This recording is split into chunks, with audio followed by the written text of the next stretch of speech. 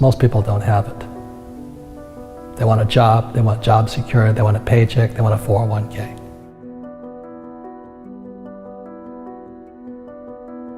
You've got to be so much smarter. If you want to be poor, I hate to say this, you can go to school, but you still won't learn anything about money. You know, there's a lot of people who can't make $1,000. And the reason they can't make $1,000 is because mentally, emotionally, spiritually, and physically, they're not capable of making $1,000, whatever the case is. So Kim and I today are in the multi-millions of dollars in making money. But we wouldn't have gotten there because one time we were having trouble at $1,000. So every time we had a problem, we had to get bigger than the problem. For many people out there with a $1,000 problem, they're not going to solve the problem until they personally develop themselves mentally, emotionally, spiritually, physically to be bigger than a $1,000 problem. There's 4 types of mindsets.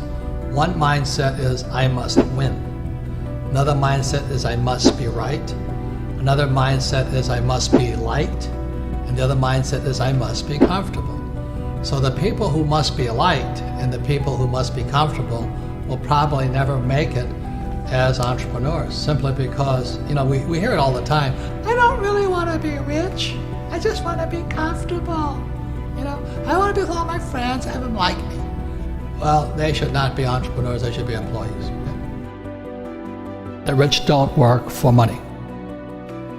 My way of teaching is to first put doubt in your brain, to challenge your belief systems. And then maybe you can choose new beliefs or keep up with old beliefs. So when you think about working for money, what comes through your head? So if I could explain this to you for the rest of the millennial lessons, it's really going to be on this theme here. Because financial education is about not working for money. Like one of the first questions when I finally realized what my rich dad was saying, I said, well, when do I never need a paycheck again? See, my goal wasn't, you know, go to the moon or, you know, cure cancer. My job was, when would I never need a paycheck again? Because as long as you need a paycheck, be it from an employer or like my poor dad, he was so afraid of losing his government pension. My poor dad was a PhD in education, but what does school teach you about money? Did you learn anything about money at school? Most people don't.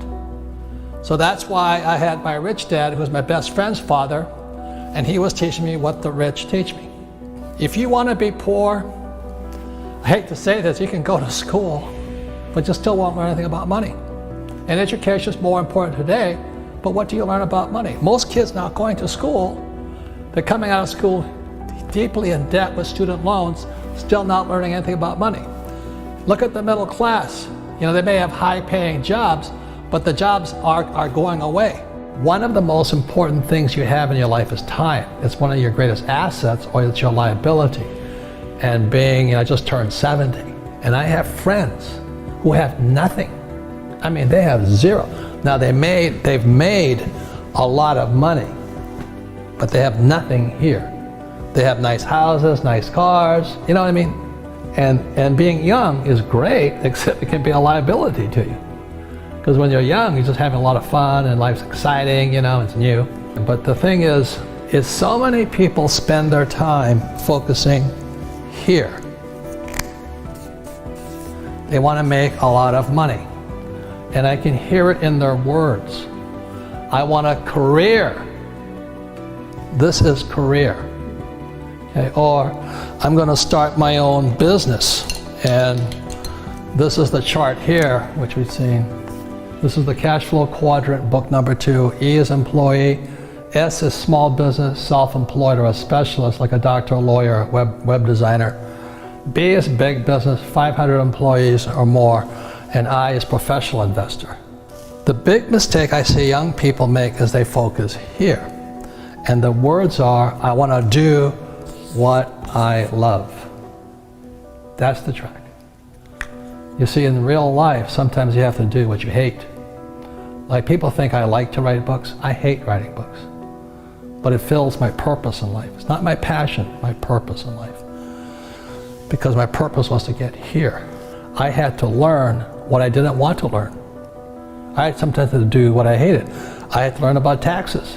I had to learn about debt. I had to take classes. I had to learn about insurance. So I was doing a lot of things I hated doing so I could come over here. These guys never do this because they live their passion. I want my passion. So the big mistake for young people is I'm going to do what I love, which is fine over here.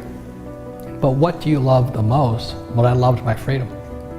And I know it sounds greedy, but I love making money. I'd rather have a lot of money than no money. I've been both. I've been broke, I've been in down, everything, but I'd rather have a lot of money. The big mistakes I see young people making is here. You know, they think about what they want to do, what they love. And what I'm saying to you, the millennials right now, invest in what you love. Most young people, or should I say, short-sighted people, they think this is it or this is it. But this is the one here. The reason I make more money is because it's not what I'm doing what I love. I do sometimes what I hate so I can have the assets that I love. I love having a business. So the business affords me the lifestyle I want. And then I invest in real estate. This is what I know. The higher the risk, the more education it takes. How badly you want to learn. Most people don't have it. They want a job, they want job security, they want a paycheck, they want a 401k. And that's why they don't get to come here. That's why they don't get to come over here. Nothing right or wrong, you know. I don't ever want to be here. I knew when I was your age I wanted to come here, but the higher the risk, the higher the returns, but also the higher dedication, education, and study you have to go through. You've got to be so much smarter. And most people, they have it, they have that ability to be that smart, but they rather do what they love rather than invest in what they love. As you know, we learn little to nothing in school, but in fact, you'll find out that going to school actually diminishes your ability to get rich. You know, so that goes counter to what everybody tells you. Go to school, get a job, and you'll make money.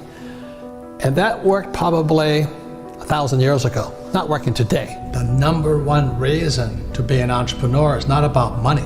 The number one reason to be an entrepreneur is personal development. You know, to develop yourself to be, as the Army says, to be all you can be. So the lesson to young people is don't take a job for the money, take a job for what you're learning. When you look at a job, you look at what can I learn more than how much can I make. And I think that's the biggest challenge. And if you look for a job where you can learn a lot, the harder the job, the better it is. You know, I have bad luck too. I've had financial crashes. I've had people stab me in the back, but they're all good because I grow from it. That's spirituality. You know, people who are afraid of making mistakes, like they teach in school, they don't ever grow. Because spirituality is there's good and there's bad, there's right and there's wrong, there's up and there's down. Most people only want to be right, they only want to be positive. Well, you can't have that. That's not reality. And the average person, the reason they're poor is they haven't failed. You know, they play it so safe. They haven't made any mistakes like they're taught in school. That means they don't learn anything. That's why the school system's actually fundamentally corrupt.